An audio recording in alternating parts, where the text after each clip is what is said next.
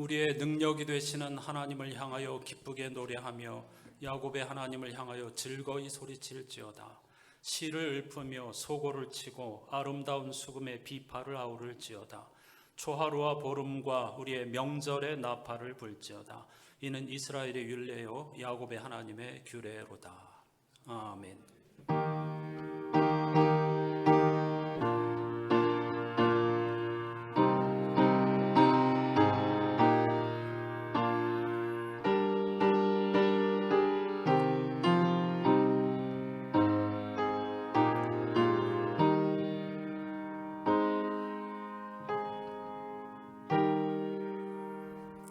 우리를 사랑하시되 끝까지 사랑하여 주시는 하나님 감사합니다.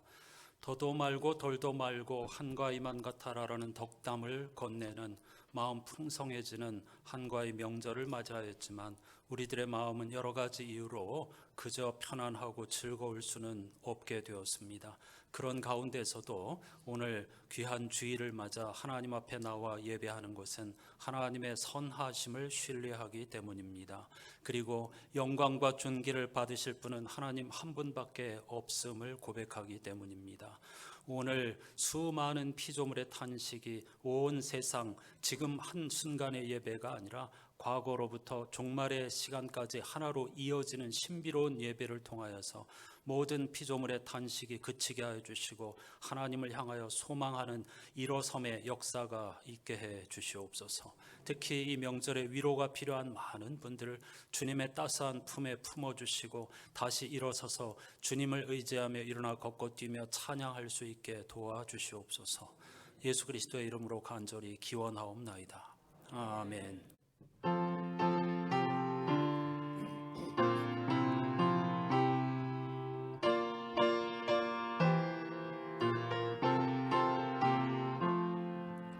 홀로 한 분 하나님께 천하 만민 경배하라. 만국왕을 다스리고 온 세상 만민 기르신다. 만국왕을 다스리고 온 세상 만민 기르신 1절을 다시 하겠습니다. 홀로 한 분 하나님께 천하 만민 경배하라. 만국왕을 다스리고 온 세상 만민 기르신다. 만국왕을 다스리고 온 세상 만민 기르신다. 독생성자 예수님께 모든 죄인 회개하라. 세상 만민 구원하고 놀라운 은혜 베푸신다. 세상 만민 구원하고 놀라운 은혜 베푸신다.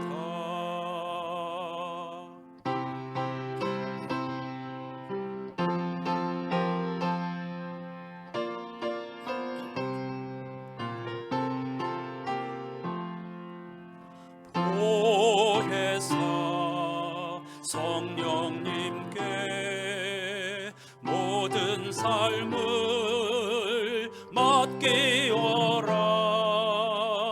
말씀으로 도우시고 죄악을 이길 힘 주신다. 말씀으로 도우시고 죄악을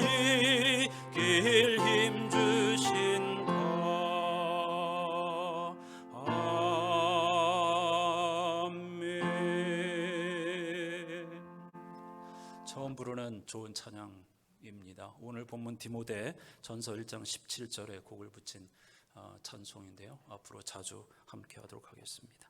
자리에 앉으셔서 오늘 예배의 주제를 따른 공동기도를 함께 하십시다. 우리의 보호자와 위로자가 되시는 주님을 찬양합니다. 태풍이 지나간 후 맑고 푸르른 하늘은 우리를 바라보시는 주님의 얼굴 같고, 시원한 바람은 우리를 위로하시는 주님의 손길 같습니다. 민족의 명절 한가위를 맞이하였지만 마냥 기뻐하고 감사할 수 없는 이유는 고난당하는 이들이 있기 때문입니다. 이번 태풍으로 사랑하는 가족을 잃고 애통하는 이들, 당장 잘 곳과 삶의 터전을 잃은 이들을 불쌍히 여겨주시고 회복의 은총을 내려주십시오. 주님, 이번 명절 밥상에 주님의 이름이 부끄럽게 오르내리지 않을까 염려됩니다. 여러 가지 어려운 형편 속에서도 믿음을 잃지 않게 도와주시고 우리의 모든 삶이 주님 안에 있음을 잊지 않게 해 주십시오. 선하신 주님을 의지하며 어제보다 나은 오늘을 살아가는 우리가 되게 해 주십시오. 우리 주 예수 그리스도의 이름으로 기도합니다. 아멘. 오늘날 우리들의 사회, 특히 한국 교회는 깊은 우울증에 빠져 있다고 해도 과언이 아닙니다. 이런 우리를 구원해 주십시오. 다 같이 침묵으로 회개의 기도를 드리십시다.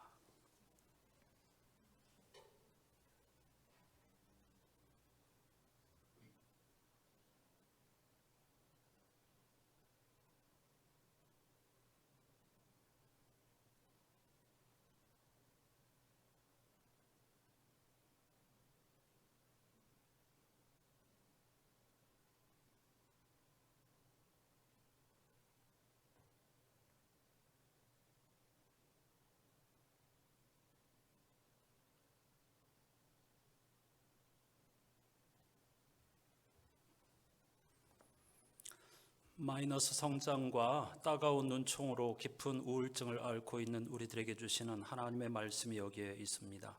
그러나 보아라, 내가 이 도성을 치료하여 낫게 하겠고 그들이 평화와 참된 안전을 마음껏 누리게 하여 주겠다.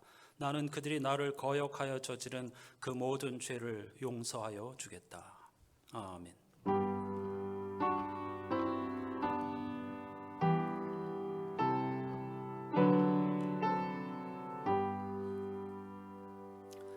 그리스도인들이 믿는 도리를 사도신경으로 힘차게 고백합시다.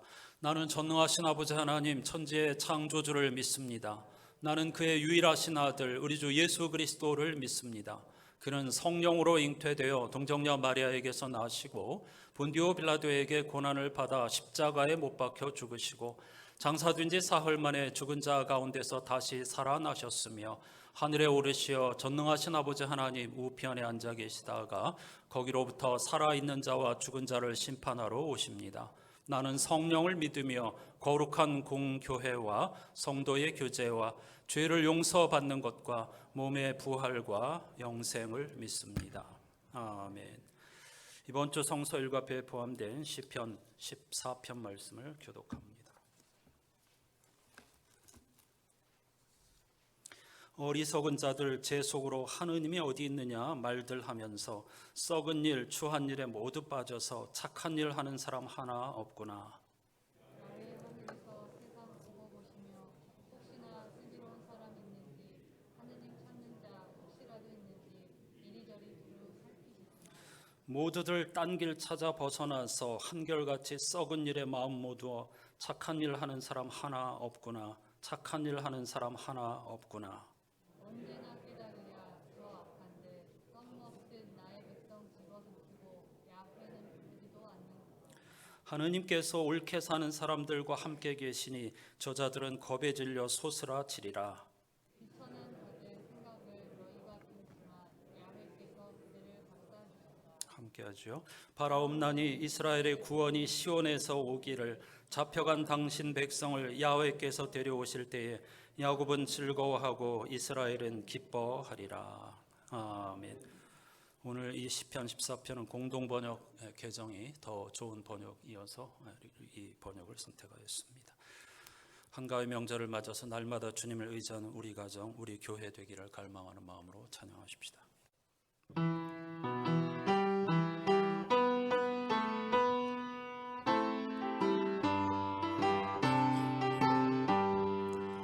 날마다 주님을 의지하는 우리 집 온 가족 복되어라. 다 함께 모여서 찬양하니 하늘의 위로가 넘쳐나네. 할렐루야. 우리 가정 사랑과 행복의 안식처. 할렐루야. 우리 가정 주님만 모시고 살아가리.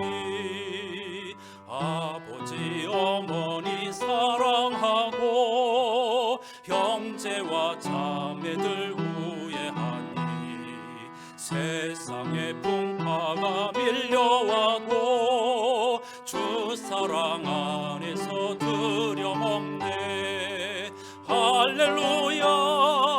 우리 가정 사랑과 행복의 안식처.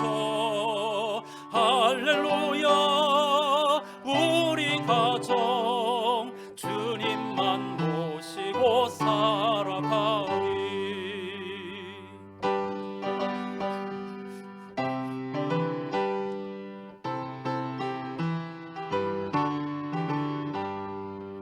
말씀과 기도가 풍성하고 기쁨과 감사가 가득하니 하나님 우리 집 생각하사 대대로 복되게 하시도다. 할렐루야.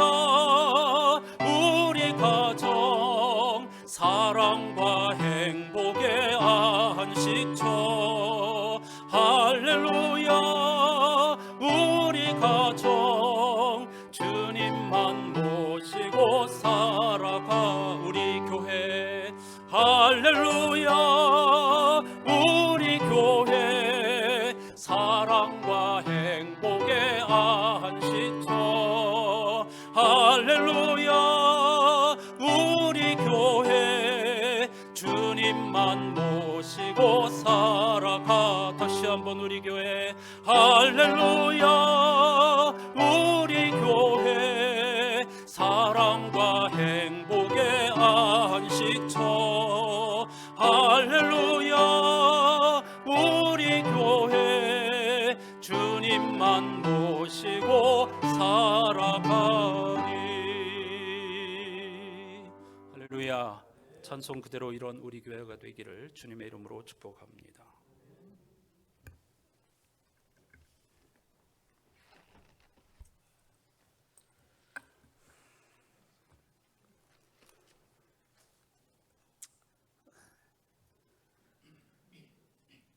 온 세상 농가밭에 오곡백과가 물이 있게 하시고 풍성한 가을을 우리에게 허락하신 사랑의 하나님 아버지, 날마다 때마다 우리에게 베푸시는 은혜와 사랑에 진심으로 감사를 드립니다.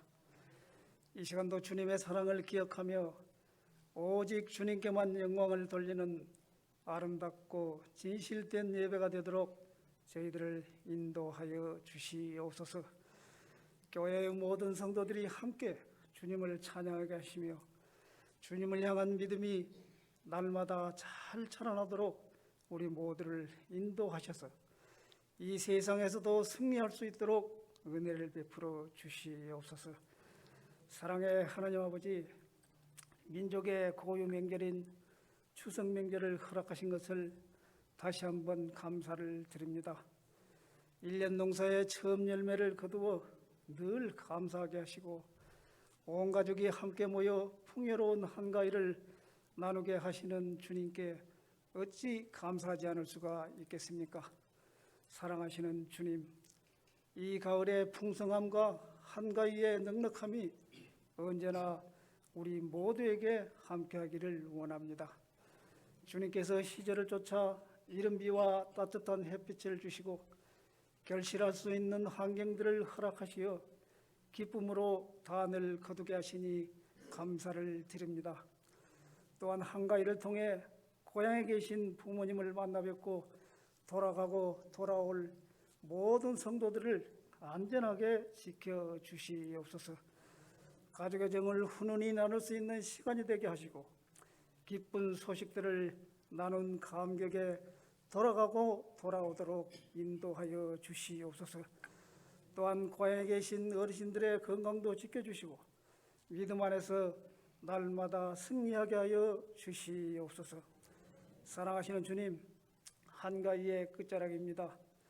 이제 우리 교회가 어려운 가운데서도 주님께서 베풀어 주신 풍요로움을 나누는 교회가 되기를 원합니다. 받는 것에 그치는 것이 아니라 주님의 사랑을 나누어 주므로 우리에게 베푸신 주님의 사랑을 확증하도록 인도하여 주시옵소서. 사랑하시는 주님, 이 가을의 풍성함을 같이 나누어야 하지만 여전히 어렵고 힘들며 사랑을 같이 나눌 수 없는 처지의 사람들이 있기에 이제 우리가 그들을 돌아보게 하여 주시옵소서. 우리의 따뜻한 손길을 기다리며 뜨거운 사랑을 원하고 있는 심령들이 있습니다. 저들의 기다림을 외면하지 않는 저희들이 다 되게 하시고 저들의 고통과 외로움에 힘써 동참할 수 있는 사랑을 베풀게 하여 주시옵소서.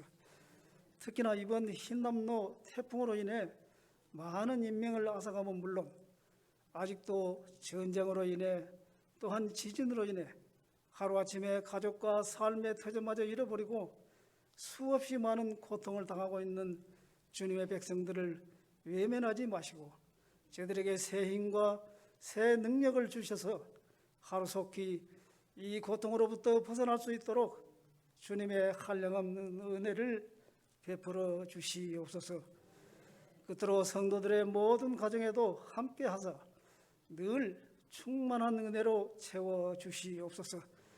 그리하여 모든 성도들의 가정이 천국이 되게 하시고 하늘나라의 기쁨을 충만하게 누리게 하옵소서.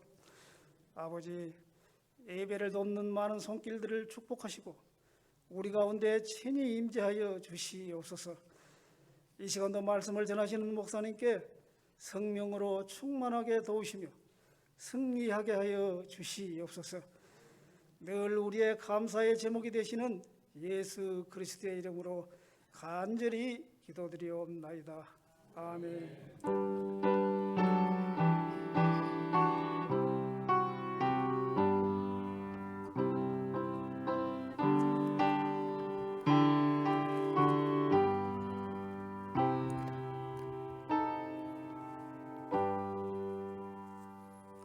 모두 일어나셔서 하나님께서 오늘 우리에게 주시는 말씀을 경청하겠습니다. 창조절 두 번째 주일에 주시는 하나님의 말씀 신약성서 디모데전서 1장 15절에서 17절까지입니다. 17절 말씀의 번역이 공동번역 개정이 가장 좋은 번역으로 생각되어서 오늘 공동번역 개정으로 읽겠습니다. 그리스도 예수께서 죄인들을 구원하시려고 이 세상에 오셨다는 말은 틀림없는 것이고 누구나 받아들일 만한 사실입니다. 나는 죄인들 중에서 가장 큰 죄인입니다. 그런데도 하느님께서는 이와 같은 나에게 자비를 베풀어 주셨습니다. 그리스도 예수께서는 앞으로 당신을 믿고 영원한 생명을 얻으려는 사람들에게 나를 본보기로 보여주시려고 먼저 나에게 한량없는 관용을 베푸신 것입니다. 영원한 왕이시며 오직 한 분뿐이시고 눈으로 볼 수 없는 불멸의 하느님께서 영원 무궁토록 영예와 영광을 받으시기를 빕니다. 아멘. 자리에 앉으시기 바랍니다. 오늘 영상으로 함께할 찬양 추수 찬양입니다. 단지 눈에 보이는 열매뿐 아니고 우리 인생의 열매를 생각하면서 이 찬양을 함께 하십시다. 무르익은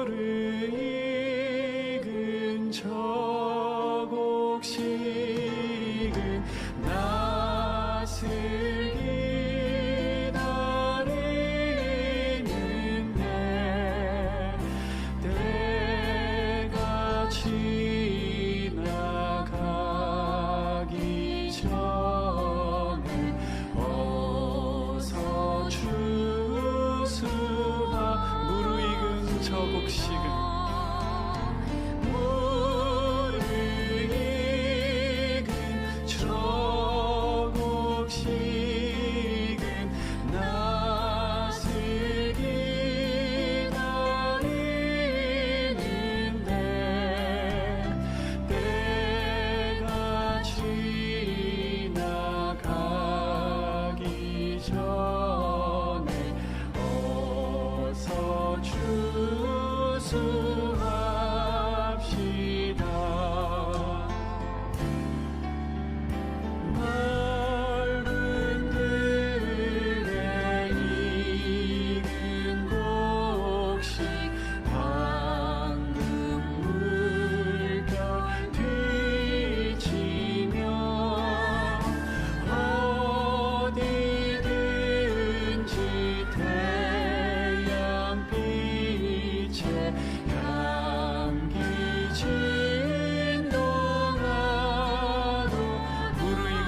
저곡식은 무르익은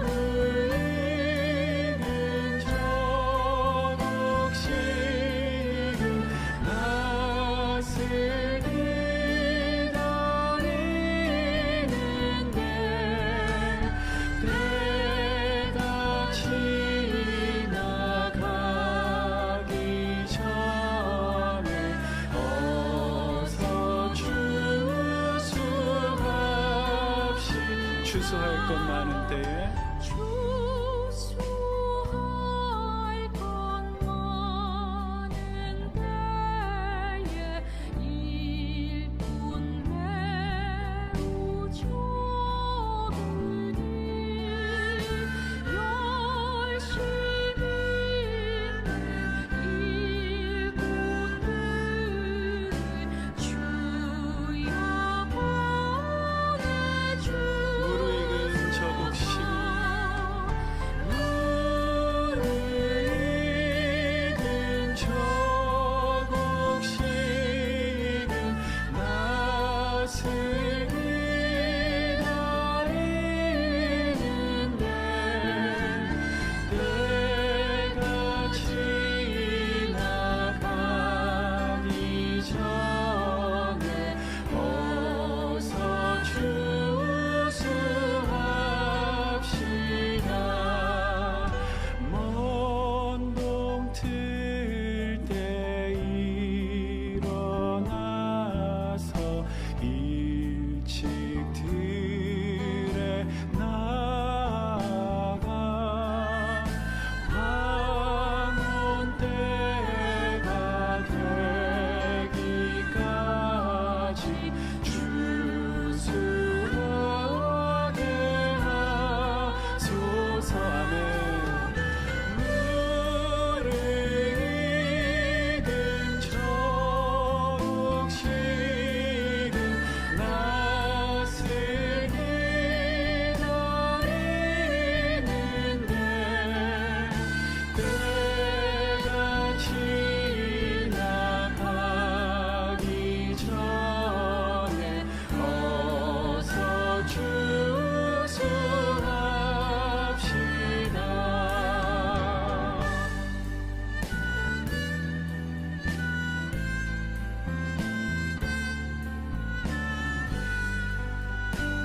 이 추수가 다 끝나면 주님께서 베푸신 그 잔치자리에 우리 모두 참여하게 될 것입니다.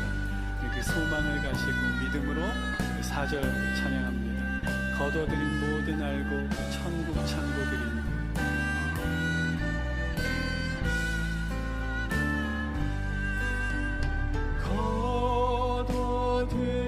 거둬들인 모든 알고 천국 창고들임을 주가 베풀 잔치자리 운이 참여하게. 아멘. 무르익은 저곡식은 낯을 기다리는데 때가 지나가기 전에 어서 추수하. 무르익은 저곡식은 무르익은 저곡식은 낯을 기다리는데 때가 지나가기 전에 어서 때가 지나가기 전에 어서 추수합시다. 때가 지나가기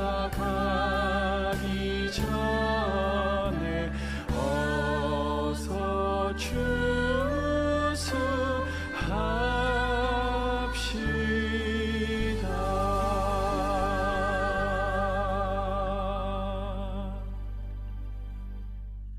아멘. 아멘입니다. 여러분, 한가위 명절 잘 보내고 계신지요? 사람들은 더도 말고 덜도 말고 한가위만 같아라고 말하지만 올해 추석은 여러 가지 이유로 마냥 즐거워하거나 감사할 수 없는 명절이 아닌가 생각합니다. 코로나로부터는 한숨 돌렸을지 모르나 국내외적으로 밀어닥치는 경제적 한파와 암울한 전망이 우리들을 우울하게 합니다. 특히 명절을 코앞에 두고 찾아온 태풍 흰남노로 10여 명이 목숨을 잃었습니다. 언론에서는 안타까운 사연을 추려서 보도하였지만 사연 없는 인생이나 안타깝지 않은 죽음이 어디 있겠습니까?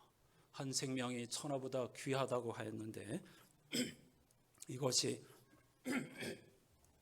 우리가 명절이라고 하여서 마냥 기뻐하거나 감사할 수만은 없는 이유이죠. 함께 아파하고 위로해야 하겠습니다. 그런가 하면 명절 직전에 보도된 사건 또한 우리를 심히 우울하게 합니다.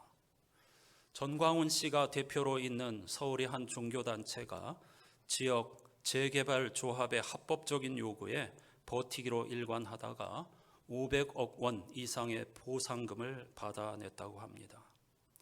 그들은 교회라는 이름을 내걸고 있지만 실은 정치 세력이라는 사실을 모두가 잘 알고 있습니다. 결국 그들은 법을 어기고도 많은 보상을 받아냈지만 교회와 기독교에 대한 사람들의 평가는 한없이 추락할 수밖에 없습니다. 정말 슬프고 안타까운 일이지요. 여러분은 이번 명절 밥상에 자녀들 혹은 친지들과 함께 혹시 신앙 이야기를 올리셨는지요? 제 생각에는 요즘 시대의 신앙 이야기는 애써 피해야 할 금기가 아닐까 생각합니다. 아마 거의 대부분 신앙 이야기를 밥상머리에 올리지 않았을 것입니다. 그만큼 교회의 신뢰가 바닥까지 떨어졌기 때문이죠. 왜 이렇게 되었을까요? 저는 이번 연휴에 사람이 좌절된 교회라는 책을 읽으며 지냈습니다. 장신대 목회 상담학 교수인 이재현 목사님이 최근에 쓴 책인데 우울증에 빠진 교회 성경으로 살아남기라는 부제가 붙어 있습니다. 이 부제가 이 책의 내용을 정확하게 압축하고 있습니다. 우울증에 빠진 교회, 돌파할 수 있는 방법은 하나님의 말씀으로 돌아가는 것밖에 없다는 뜻이겠죠. 그는 한국교회 전체가 특히 코로나19 이후 심한 우울증에 빠져 있다고 진단하면서 크게 세 가지 유형으로 나누어 설명합니다. 우리 모두가 귀담아 듣고 함께 아파하며 고민해야 할 문제이기에 여러분과 나누려고 합니다. 첫째는 현실 부정의 우울증입니다. 이것은 변화된 현실을 있는 그대로 보지 못하고 기존의 가치와 방식을 그대로 고집하는 사람들의 우울증입니다. 한국교회가 이제까지 추구해온 가치의 중심에는 부흥이란 단어로 잘못 포장된 양적 성장이 있습니다. 지금까지 한국교회는 부흥이라고 하는 슬로건을 내세웠지만 실제로는 어떤 수단과 방법을 가리지 않고 양적 성장만을 추구해 왔다는 뜻입니다. 잘못 포장되었다는 말은 부흥이란 단어가 양적 성장과 전혀 관련이 없기 때문입니다. 요점은 양적 성장만을 최고 가치로 여기며 추구해온 한국 교회가 마이너스 성장의 시대라는 현실을 받아들이지 못하면서 깊은 우울증에 빠져 있다는 겁니다. 그들을 더욱 힘들게 하는 것은 단지 마이너스 성장 때문만이 아닙니다. 그들을 더욱 우울하게 하는 현실은 하나님이 마치 더 이상 그들과 함께하지 않는 것처럼 느껴지기 때문입니다. 하나님은 언제나 그들의 기도를 들어주시는 분이셨습니다. 하나님은 언제나 우리의 간절한 부르짖음에 응답해 주시는 분이었습니다. 그들이 믿는 하나님은 한마디로 부흥의 하나님입니다. 그들은 능치 못할 일이 없는 부흥의 하나님이 부흥을 멈추실 리 없다고 굳게 믿고 있는데 현실에서 경험하는 것은 마이너스 성장과 따가운 눈총이니 혼란과 좌절에 빠질 수밖에 없는 것이죠. 그렇다고 하나님의 능력을 부정하자니 믿음이 없는 것 같고, 현실을 부정하자니 괴리감이 크고 말이죠. 이들이 겪는 우울증은 되고 싶은 자기와 현실의 자기 사이의 괴리에서 생긴 것으로, 이는 처음에 그들이 꿈꾼 부흥이 하나님의 뜻과는 관계없는 자기 욕망과 성공의 투영이었음을 시사하는 것입니다. 이게 매우 뼈아픈 대목이지요. 여기서 잠시 제1독서 예레미야서를 읽겠습니다. 4장 여러 절의 말씀이 주어져 있는데요, 22절 한 절만을 같이 읽겠습니다. 나의 백성은 참으로 어리석구나. 그들은 나를 알지 못한다. 그들은 모두 어리석은 자식들이요, 전혀 깨달을 줄 모르는 자식들이다. 악한 일을 하는 데에는 슬기로우면서도 좋은 일을 할 줄 모른다. 이방 악한 백성들에게 하신 말씀이 아닙니다. 하나님의 백성들에게 하시는 하나님의 말씀입니다. 나의 백성이 나를 알지 못한다. 나의 백성이 내가 누구인지, 내가 무엇을 원하는지 알지 못한다. 그들은 악한 일을 하는 데는 슬기로우면서도 좋은 일을 할 줄 모른다. 지금 우리 한국교회의 병리적 현상을 정확하게 지적하는 말씀이 아닐 수 없습니다. 예레미야는 남유다가 바빌로니아 제국에 멸망하기 직전에 활동하던 예언자로, 그가 활동하던 시기는 국제정세가 급변하던 때였습니다. 오늘날의 국제정세와도 크게 다르지 않습니다. 그래서 이 말씀은 지금도 살아있는 말씀입니다. 북이스라엘을 멸망시킨 아시리아의 국력이 쇠퇴하고 신흥 제국 바빌로니아가 부상하고 있었습니다. 설상가상으로 전통적 강대국인 이집트 제국도 호시탐탐 북쪽을 향하여 패권의 기회를 엿보고 있었지요. 따라서 새 제국의 틈바구니에 끼어 있었던 유다는 오늘날 우리 한반도의 형편처럼 매우 위태로운 상황이었습니다. 예레미야 28장에는 이런 상황에 대한 상징적인 사건을 보도합니다. 예루살렘 성전에서 벌어진 예언자 하나냐와 예언자 예레미야의 공개 논쟁이 바로 그것입니다. 내용은 여러분들이 아실 것입니다. 예언자 하나냐는 전능하신 하나님께서 앞으로 적어도 2년 안에 우리가 당면하고 있는 모든 어려운 문제를 완전히 해결해 주신다고 설교했습니다. 바벨론 왕이 강탈해간 모든 성전 기구도 돌려받을 것이며, 이미 사로잡혀간 포로들도 2년 내로 돌아오고 우리 민족은 다시 흥하게 될 것이라고 열정적으로 설교하였습니다. 유다 왕과 귀족과 백성들의 귀에는 그의 설교가 복음으로 들렸을 겁니다. 국내외 정세가 심상치 않게 돌아가고 자신들에게는 그런 난국을 헤쳐나갈 힘이 없는 상황에서 하나님께서 모든 문제를 일거에 해결해 주신다는 하나냐의 설교가 귀에 쏙쏙 들어왔겠지요. 하지만 예레미야는 하나냐를 거짓 예언자라고 정면에서 비판하였습니다. 유다 백성들의 간절한 마음을 아는지 모르는지 예레미야는 하나님의 심판을 끊임없이 외쳤습니다. 그러니 사람들이 예레미야를 미워하지 않을 수 없었겠죠. 실제로 수많은 사람들이 예레미야를 죽이려고 혈안이 되어 있었습니다. 그런데 예레미야는 도대체 무엇을 근거로 유다 백성들을 위로하지는 못할 망정 하나님의 심판을 선포해서 그들의 마음을 더 심란하게 만든 것일까요? 오늘날 우리 한국교회 상황과도 매우 밀접한 관계가 있기 때문에 주의 깊게 그 상황을 살펴보아야 합니다. 당시 유다 백성들은 두 가지의 잘못된 종교적 신념에 빠져 있었습니다. 하나는 예루살렘 성전이 자신들의 안전을 지켜준다는 확신이었고, 다른 하나는 바알 숭배의 특징인 열광적인 신앙으로 구원받을 수 있다는 확신이었습니다. 예레미야가 볼 때 예루살렘 성전의 절대화와 열광적 신앙의 몰입을 통해 현실을 외면하고 하나님의 섭리를 보지 못하게 만드는 하나냐는 거짓 예언자였던 겁니다. 이처럼 코로나19 이후 한국교회가 처한 현실을 부정하고 여전히 과거의 성장을 그리워한다면 사이비 예언자였던 하나냐의 길을 걷는 것이 아니고 무엇이겠습니까? 한국교회도 마찬가지로 예배당 성전 중심의 신앙생활과 열광적인 신앙생활로 지금까지는 유지해 왔을지 모르겠으나 우리들의 시대에서는 그러한 방법으로 예수 그리스도의 복음이 전파되는 것이 아닙니다. 오직 사이비 이단과 같은 집단에서만 지금도 열광적으로 사람들에게 현실을 외면하게 만들고 엉뚱한 것을 추구하게 만드는 것이죠. 예레미야의 탄식처럼 한국 교회는 그리고 우리는 하나님을 아는 데 관심이 있을까요? 담임 목사직 세습과 성장이라는 욕망의 추구가 상징적으로 보여주듯 오늘날 우리는 하나님을 알지 못할 뿐만 아니라 악한 일을 하는 데에는 슬기로우면서도 좋은 일을 할 줄 모르는 것이 아닐까요? 이재현 교수가 말하는 두 번째 유형은 현실 회피의 우울증입니다. 현실 부정의 우울증이 상대적으로 기성세대에서 많이 나타난다면 현실 회피의 우울증은 기성세대의 가치나 방식 등에 대해 냉소적인 젊은 세대에서 많이 나타납니다. 우리들의 자녀들과 깊은 연관이 있는 문제이니까 귀 기울여 들어보시기 바랍니다.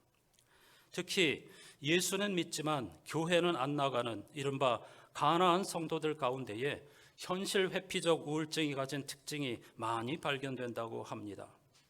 그들은 대부분 교회와 그리스도인에 대한 부정적 인식을 갖고 있기에 그런 교회에 굳이 구속받을 필요를 느끼지 못하는 것이죠. 기성세대의 우울증이 그들이 믿고 추구해온 가치가 생각대로 이루어지지 않은 데서 시작한다면 우리의 자녀들 젊은 세대의 우울증은 기성세대의 신념과 가치에 처음부터 동의할 생각이 없다는 데서 시작합니다. 여러분들이 자녀의 뜻을 여러분들의 가치로 꺾을 수 있습니까? 여러분들의 신념으로 자녀들을 억지로 끌고 갈 수 있습니까? 젊은이들의 우울은 가치의 좌절이 아니라 아예 현실에 짓눌려서 추구할 가치가 없기 때문에 생긴 우울증이라는 데서 문제가 더 심각합니다. 우리는 건강하지는 않았지만 그래도 확실히 믿는 신념과 가치가 있었고 그것을 따라서 지금까지 열심을 내왔는데 현대 우리의 자녀들은 그러한 추구하고 싶은 가치조차 없는 것이 현실입니다. 그만큼 삶의 무게가 버겁고 미래가 불안정하고 불확실하기 때문이죠. 따라서 그들은 부모가 믿는 하나님을 소극적으로 흉내는 낼 수 있지만 믿을 수 있지만 하나님으로부터는 점점 돌아서고 있습니다. 말하자면 부모 세대의 신앙에 동조하지 않는 소극적인 방식으로 자기를 지키려고 하는 것입니다. 이런 이유로 우리의 자녀들은 부모 세대보다 더 힘들고 우울합니다. 이걸 이해하면서 하나님의 지혜를 구해야 하겠습니다. 현실은 고통스러운데 그것을 이겨내기 위해 붙잡을 믿음도 없고 가치도 신념조차 없습니다. 그러니 우리의 자녀들을 위한 간절한 기도가 필요하지 않겠습니까? 참으로 어려운 문제에 봉착해 있습니다. 이재현 교수가 말하는 세 번째 유형은 현실에 짓눌린 우울증입니다. 이는 단지 개인의 문제가 아니라 사회적 문제라고 할 수 있습니다. 신앙생활을 떠나서 경제 성장의 둔화, 양극화의 심화, 고령화 등의 사회적 문제로 서민과 노인뿐만 아니라 젊은이들마저 극심한 고통을 겪고 있습니다. 교회 역시 이미 오래전 시작된 마이너스 성장에 이어 코로나19 이후 커다란 위기에 놓여 있습니다. 누구든지 다 변화의 필요성이 있다는 것은 인정하지만 그럼에도 불구하고 구체적으로 어떤 방향이 옳은지 보여주는 로드맵은 아직 없습니다. 교단도 어떤 대안도 제시하지 못하고 있습니다. 저 역시 깊은 고민을 하고 있는 중이죠. 특히 이런 우울증은 바이러스처럼 전염성이 강합니다. 현실에 짓눌린 우울증을 경험하게 되면 흔히 문제의 원인을 다른 대상에게 돌리거나 자기 스스로를 비난하는 방식으로 해결하려 합니다. 이런 현실에서 결국 많은 교인들이 하나둘 교회를 떠나고 있는 겁니다. 하지만 교회를 떠나는 것이 문제의 해결책이 될 수 있을까요? 그것은 문제를 회피하는 방식일 뿐입니다. 가장 나쁜 해결책이죠. 그럼 어떻게 해야 할까요? 지극히 교과서 같은 이야기지만 시대의 변화를 인정하고 여기서부터 시작이 되는 겁니다. 그런데 아직도 많은 기성교우들은 과거를 꿈꾸고 그리 돌아가려고 생각하고 있습니다. 그렇게 안 됩니다. 하나님께서 율법의 시대를 바꾸어서 새로운 시대를 통해 우리를 구원하셨듯이 처음에 이스라엘 백성들은 이방인에게 복음을 전한다고 하는 것은 꿈도 꾸지 못하였었습니다. 그런데 하나님은 그게 아니라고 하셨습니다. 그래서 이스라엘의 멸망이라고 하는 심판을 통해서 온 이방 민족들도 복음을 접하게 하여 주신 것입니다. 그리고 하나님의 섭리는 예수 그리스도의 십자가 부활을 통해서 모든 인류가 구원에 참여하도록 해주신 것이었습니다. 이런 인류의 어떤 전환사적인 변환점이 있습니다. 그런 시대의 변화를 인정하지 않고 과거의 영화, 우리가 좋았던 때를 꿈꾼다고 하면 결코 더 이상 앞으로 나아가지 못하고 영적인 우울증만 깊어지게 될 것입니다. 예레미야는 변화와 위기의 시대를 맞아 성전이나 하나님께서 우리를 반드시 지켜주신다는 막연한 안도감에 떨어지지 않았습니다. 대신 하나님의 시각으로 유대의 현실을 냉철하게 보았습니다. 하나님께서 심판이라고 하는 방법으로 새 시대를 여시는구나. 그렇게 우리를 구원하시려고 하는 거구나. 그들은 계속 이스라엘이 부흥할 거라고 생각했습니다. 그러나 하나님께서는 심판을 통하여 우리에게 진정한 부흥을 가져다 주시려는 것이구나 하는 것을 예언자 예레미야는 예리하게 꿰뚫어 보았던 것입니다. 하지만 거짓 예언자 하나냐는 하나님이 교회를 망하게 하실 리가 없다. 반드시 다시 부흥하게 된다. 반드시 다시 권력을 갖게 된다. 이런 거짓으로 호도하고 있는 것과 마찬가지입니다. 위기의 시대를 맞이한 우리 역시 예레미야처럼 교회 공동체를 떠나는 대신 그 안에서 현실을 냉철하게 보며 고통을 끌어안고 회개하며 하나님을 바로 알기에 힘써야 합니다. 모든 문제의 원인은 우리가 하나님께 관심이 없고 우리의 욕망을 하나님께 투사하였기 때문입니다. 신약성서는 하나님을 아는 것을 예수를 아는 것으로 받아들였습니다. 사도 바울은 자신의 인생 경험을 통해 아무리 시대가 변하고 격동해도 모든 사람이 받을 만한 진리는 그리스도 예수께서 죄인을 구원하시려고 세상에 오셨다는 것임을 선포하였습니다. 그것이 오늘 본문 말씀입니다. 바꿔 말하면 우리는 예수 그리스도의 구원이 필요한 죄인, 제한자라는 고백입니다. 과연 그리스도인들이 이러한 고백의 무게를 얼마나 느끼면서 하나님을 예배드리고 일상에서 신앙생활하고 있느냐 하는 것입니다. 여러분은 정말 내가 죄인, 구원이 필요한 하나님이 아니면 구원에 1도 가까이 다가설 수 없는 존재라는 사실을 진정으로 인정하시는지요? 우리가 기도하는 제목, 우리가 바라는 것들 도대체 어디에 초점이 있는가를 한번 스스로 돌아보시기를 바랍니다. 어떤 변화와 위기가 찾아와도 우리가 붙잡아야 할 진리는 하나님께서는 모든 사람을 구원하시기 위해서 예수 그리스도를 보내주셨다는 것입니다.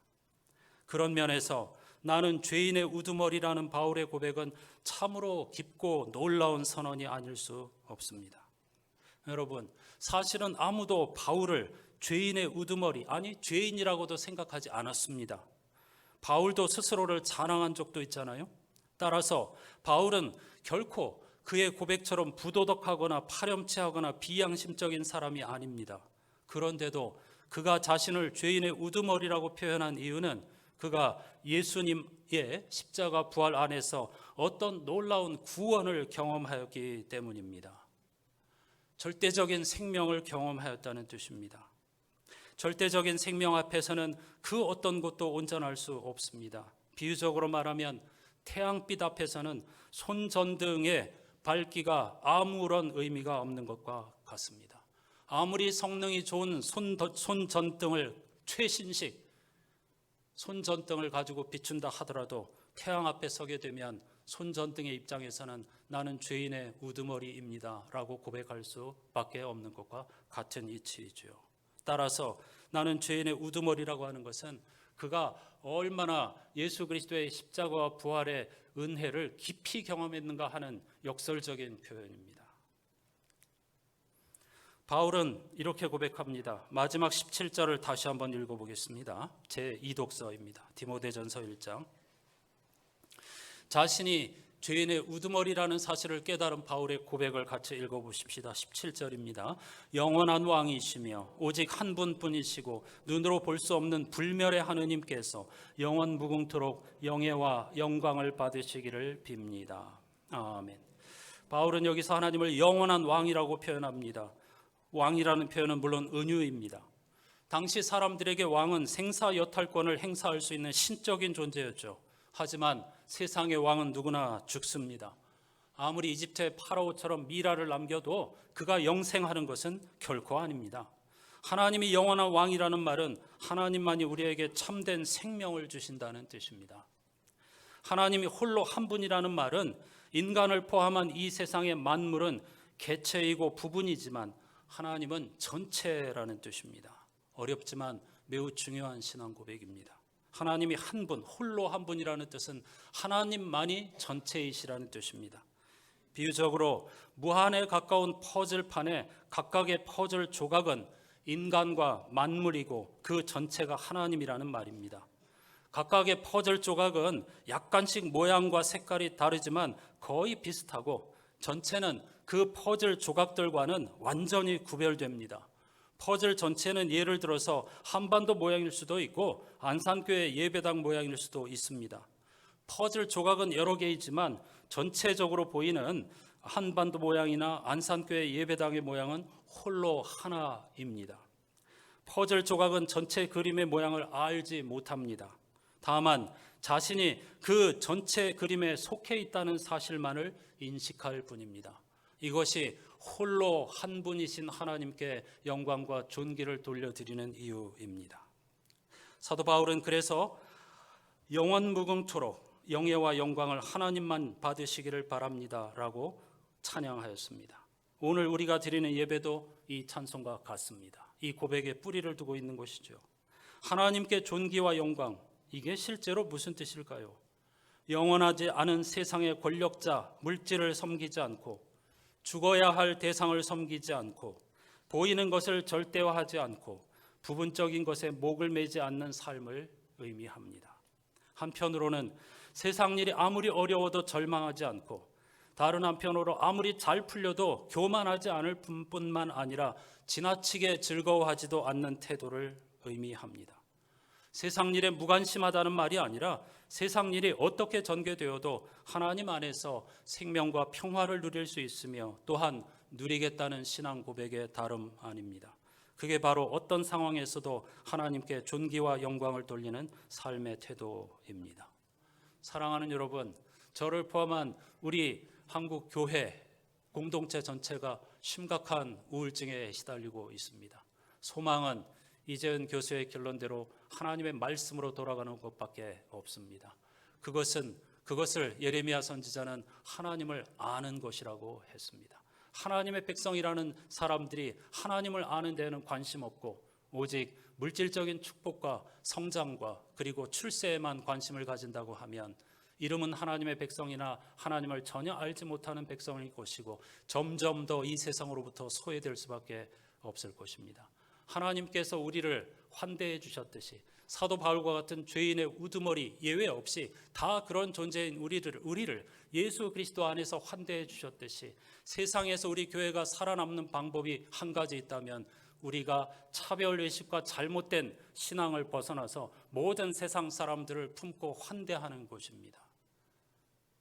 그것만이 우리가 살 수 있는 길, 그리고 하나님을 알아가는 길입니다. 세상을 향해서 한 걸음 더 마음의 문을 활짝 열고 여기에 수가 줄어든다 하더라도 우리의 일상에서 하나님의 좋으심을 증거함으로 끝까지 하나님의 선하심을 증거하는 성도로서 종말의 시간까지 살아있는 우리들이 되기를 주님의 이름으로 축복합니다.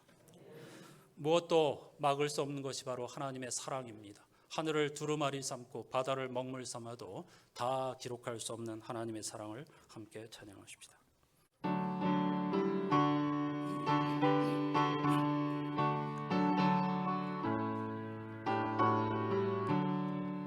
그 크신 하나님의 사랑 말로 다 형용 못하네. 저 높고 높은 별을 넘어 이 낮고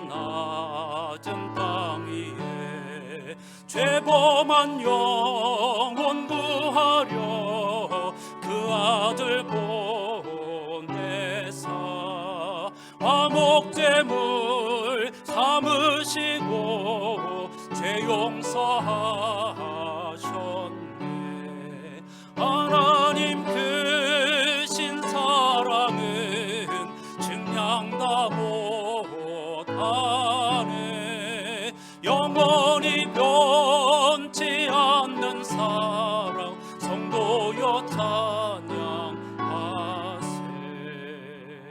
괴로운 시절 지나가고 땅 위에 영화쇠할 때 주 믿지 않던 영혼들은 큰 소리 외쳐 울어도 주 믿는 성도들에게 큰 사랑 베푸사 우리의 죄 사했으니 그네 잊을까. 하나님 크신 사랑은 증량다 못하네. 영원히 변치 않는 사랑 성도여 찬양하세.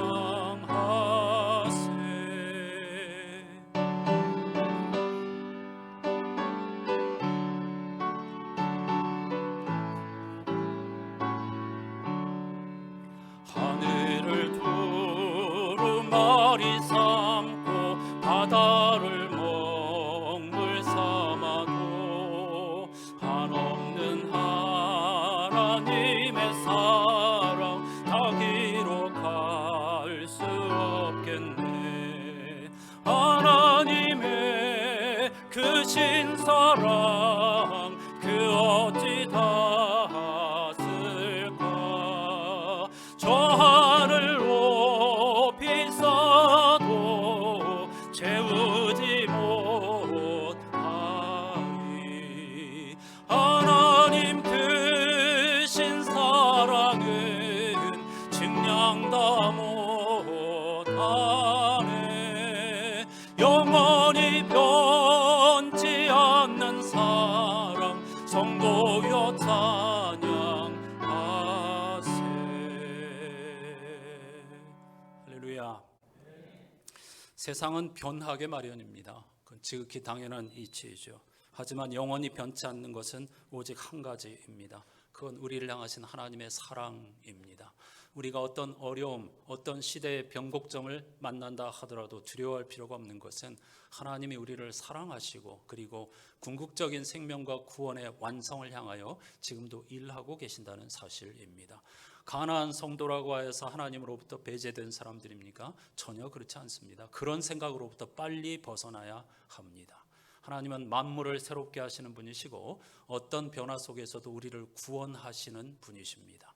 함께 기도하실 때에 우리의 생각의 틀을 이런 기회에 바꾸어서 생명과 구원의 하나님을 바로 아는 데에 힘쓰게 해주시고 교회 안에서나 밖에서나 성도의 구별된 삶을 살게 해주십시오. 특히 어떤 가치나 신념도 없는 어려운 혼란 시대를 살아가고 있는 우리의 자녀들을 불쌍히 여겨주시고 그들이 하나님의 사랑을 알게 해주십시오. 이렇게 기도하시겠습니다. 다 같이 기도하십시다.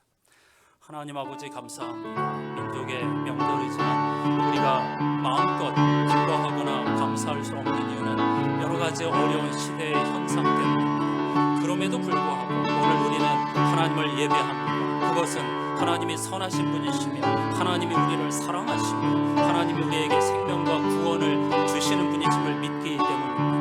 어떤 어려움 속에서도 우리는 이 하나님을 알아가기 힘쓰므로 돌파구를 삼을 수 있고 그리고 흔들림 없이 우리의 믿음을 지켜갈 수 있는 그러한 방법인 줄로 믿습니다.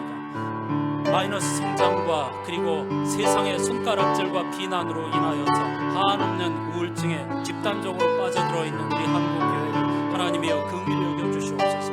그러나 이스라엘의 멸망이 하나님의 심판이 아닌 하나님의 구원의 통로였듯이 우리 한국교회의 쇠퇴와 무너짐도 하나님의 놀라운 은총과 섭리와 구원의 방편이라는 사실을 예레미야가 그랬듯이 믿음의 눈을 들어 바라보게 하여 주시옵소서.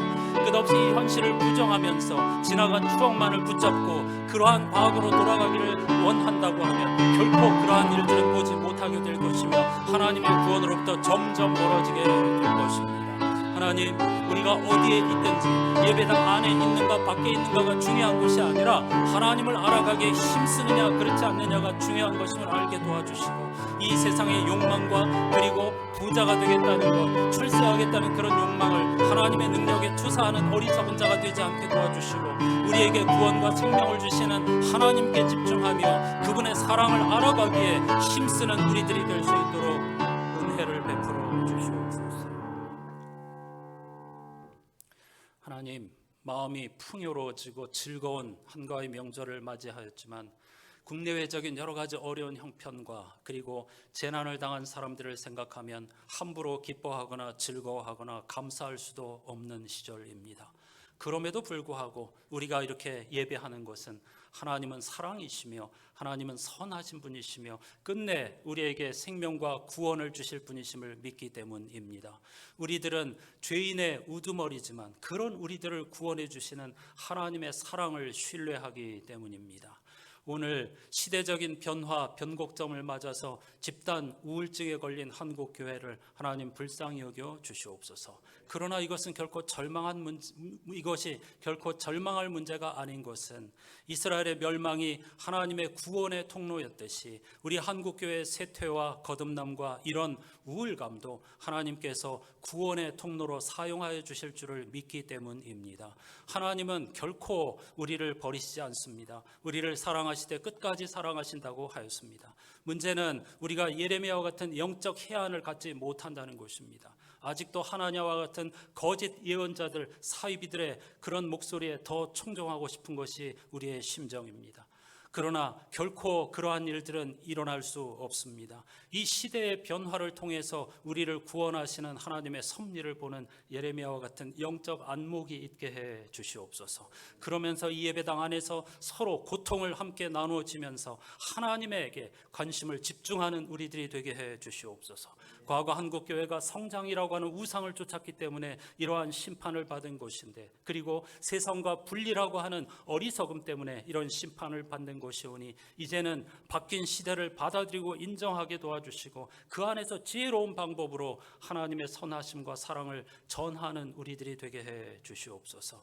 특히 우리의 자녀 세대들을 불쌍히 여겨 주시옵소서. 어느 곳에도 세상에서도 교회에서도 마음을 붙일 수 없고 그리고 믿음과 희망을 가질 수 없는 그런 불행한 세대가 바로 우리의 후손들의 세대가 아니겠습니까? 하나님, 우리가 늘 기도하는 것처럼 그들이 전체이심에 홀로 한 분이신 하나님을 만나게 하여 주시고 그분의 성품을 닮아 함께 아파하는 마음을 잃지 않게 하여 주시고 타고난 실력으로 세상을 섬기는 작은 예수가 되게 해 주시옵소서.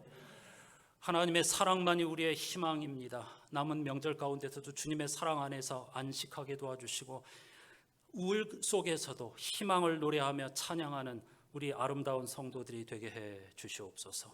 예수 그리스도의 이름으로 간절히 기도하옵나이다. 아멘.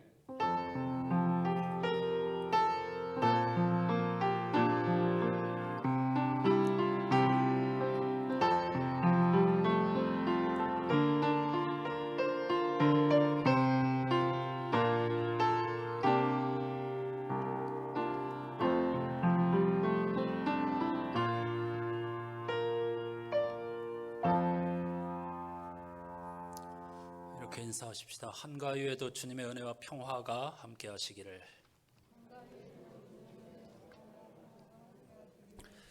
평화 샬롬은 어떤 형편에서도 흔들리지 않는 그런 마음의 상태, 그런 걸 의미하는 것이죠. 여러 가지로 어렵지만 오늘 우리가 나눈 말씀처럼 하나님의 사랑을 신뢰하면서 그 안에서 평화를 누리는 저와 여러분들이 되어야 할 줄로 믿습니다. 오늘 명절을 맞아서 우리 많은 가족들이 고향을 찾아서 오늘 함께 예배드리고 있고 또 타지에서 명절 보내고 있는 분들도 있습니다. 어디에서든지 하나님의 나라를 경험하는, 오늘 장로님의 기도도 그랬는데요, 어디에서든지 하나님의 나라를 경험하는 우리들이 되어야 하겠습니다. 그리고 어려움 당하는 사람들을 위해서 간절히 기도하고 힘을 보태야 하겠죠. 특히 이번 달 신앙실천 우리의 자녀들을 위한 눈물의 기도가 필요한 때입니다. 그러나 절망할 필요가 없습니다. 여기에 있지 않다고 해서 하나님을 떠난 것이 아닙니다.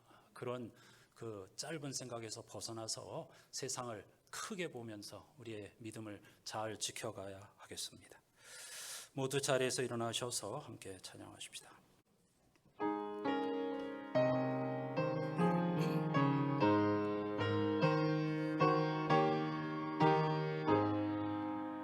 성경을 떠나가기 전 머리를 숙일 때 주께서 함께 계시고 복 내려 주소서.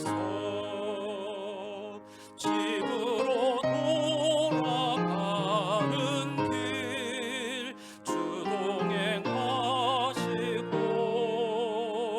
내 모든 언행 심사를 다 지켜주소서.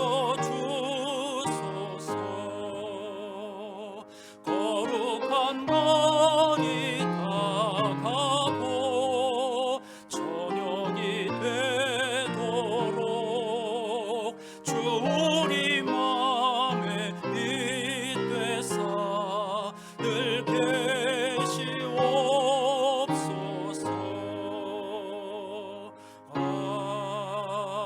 아멘.